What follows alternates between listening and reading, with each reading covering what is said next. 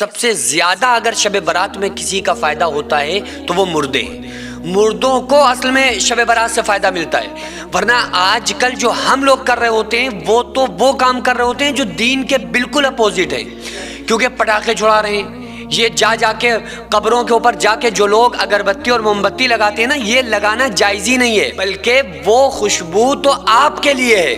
وہ خوشبو مردے کو نہیں ملے گی، مردے کو خوشبو ملے گی قرآن کی، مردے کو وہ خوشبو ملے گی جو آپ اس کے لیے ایصال ثواب کر دیں، وہ مرحومین کا فائدہ ہے۔ بعض لوگ جا کے ایسے گوار پن کرتے ہیں قبر پہ جا کے کہ وہ بے ادبیاں کر رہے ہوتے ہیں مردے کی۔ قبر کے اوپر قبر بنی ہوئی ہے، قبر کا جو اوپری حصہ ہے اس بالکل جسٹ قبر کے اوپر اگربتی یا موم بتی کا لگانا جائز نہیں ہے۔ کیوں؟ کیونکہ جو آگ ہے وہ بھائی آگ کو قبر کے اوپر آپ نہیں رکھ سکتے۔ اگر آپ کا یہ ارادہ ہے کہ چلو بھائی ہم اپنے مرحومین کی قبر کو صاف ستھرا کرنا چاہ رہے ہیں، وہ تو آپ کو پوری سال لگنا چاہیے۔ یہ کون سی بات ہے کہ صرف شب برات میں ہم آ کے اپنے مرحومین کا خیال رکھتے ہیں، باقی پوری سال ہم بھول جاتے ہیں؟ بھائی شب برات میں زیادہ جو لوگ اس پر دھیان دیتے ہیں ان کو اس بات پر فوکس کرنا چاہیے کہ وہ موم بتی ہو یا اگربتی قبر کے اوپر نہ لگائیں۔ اگر انہیں لگانے کا اتنا ہی شوق چل رہا ہے تو آس پاس لگا دیں، لیکن نہ آپ کی موم بتی کی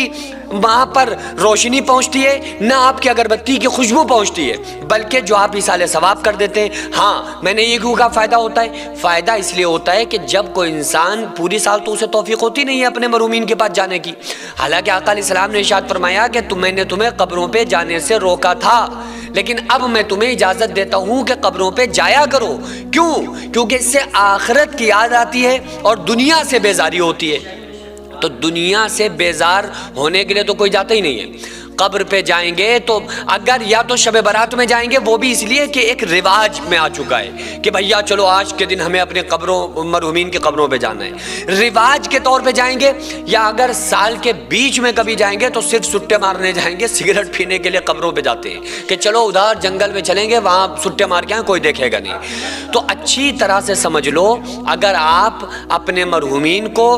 پڑھ کر ایصال ثواب کرتے ہیں تو اس کا ثواب مردے کو ملتا ہے۔ اور آقا علیہ السلام نے ارشاد فرمایا، بخاری کے اندر حدیث موجود ہے، حضرت ابو ہریرہ راوی ہیں، کہ جب کوئی بندہ اپنے مرحومین کے لیے ایصال ثواب کرتا ہے تو وہ مردہ اس سے بڑا خوش ہوتا ہے، اور آقا علیہ السلام نے ارشاد فرمایا ایسی خوشی اسے زندگی میں کبھی ملی ہوئی نہیں ہوتی ہے جو آپ اس کو پڑھ کے بخش دیتے ہیں۔ اور یہ جو ماحول ہوتا ہے دو ہی وقتوں میں ہوتا ہے، یا شب برات میں بندے کو توفیق ملتی ہے کہ چلو یار اب ہم اپنے باپ دادا یا عزیز و اقارب کے قبروں پر ہو آئیں اور ان کو ایصال ثواب کر دیں، یا پھر رمضان کے مہینے میں تو وہ اسی انتظار میں رہتا ہے کہ بس بھائی ہمیں چونکہ ڈوبنے والے کے لیے تنکے کا سارا کافی ہوتا ہے۔ تو وہ مرحومین کو اگر آپ پڑھ کے بخشیں گے تو اس کے لیے وہ بڑے فخر کا باعث ہوتا ہے۔